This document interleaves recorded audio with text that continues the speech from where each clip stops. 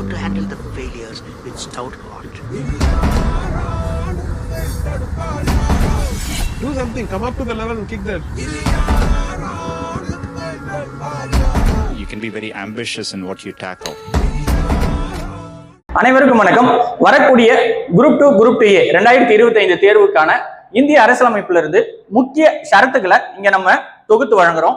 அதுல கடந்த மாதங்கள் முதல்ல நடந்து கொண்டிருக்கக்கூடிய நிகழ்வான குடியரசுத் தலைவரும் உச்ச நீதிமன்றமும் இவங்க ரெண்டு பேருக்கும் நடுவுல நடக்கக்கூடிய விவாதங்களை நம்ம இங்க தொகுத்து வழங்கியிருக்கோம். அது இந்திய அரசியலமைப்புல என்ன தாக்கத்தை ஏற்படுத்தி இருக்கு, அந்த இந்திய அரசியலமைப்புல எந்தெந்த ஷரத்துக்கள் இதற்கு முக்கியத்துவம் வாய்ந்தது அப்படின்றத இந்த இடத்துல பார்ப்போம். ஸோ ஃபர்ஸ்ட் வந்து பாத்தீங்கன்னா ஆர்டிகல் 131 இந்த ஷரத்து 131 என்ன சொல்லுது அப்படின்னாக்கா, சென்ட்ரல் அண்ட் ஸ்டேட் கவர்மெண்ட்ஸ்குள்ள ஏதானும் டிஸ்பியூட்ஸ் ஏற்பட்டா அதை டைரக்டா வந்து பாத்தீங்கன்னாக்கா சுப்ரீம் கோர்ட் விசாரிக்கலாம். அதை தான் இந்த இடத்துல சொல்றாங்க.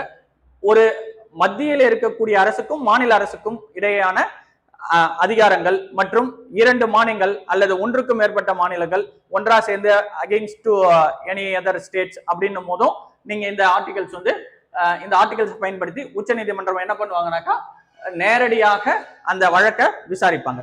அடுத்ததான் ஆர்டிகல் 76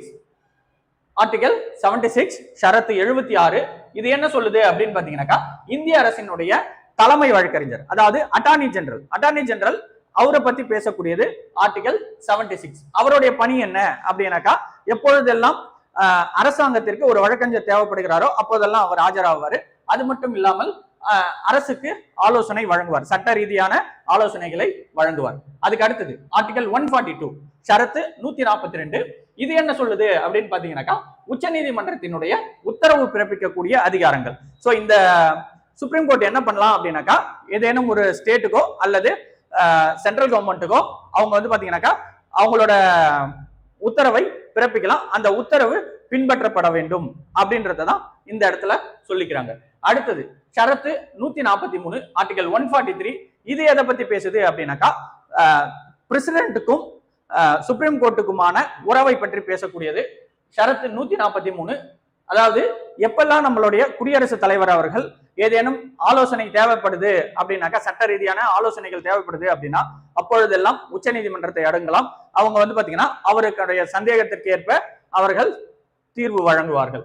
அடுத்ததா ஆர்டிகல் 200 ஷரத்து 200 அது எதை பத்தி பேசுது அப்படின்னு பாத்தீங்கன்னாக்கா, மசோதாவிற்கு வழங்கக்கூடிய ஒப்புதல்களை பற்றி, அதாவது அசென்ட்ஸை பத்தி பேசுது. ஸோ கவர்னர் அசென்ட்ஸ் எதுக்கு கொடுக்கலாம், வித்ஹோல்டு பண்ணலாம், அதை பத்தி எல்லாம் பேசக்கூடியது.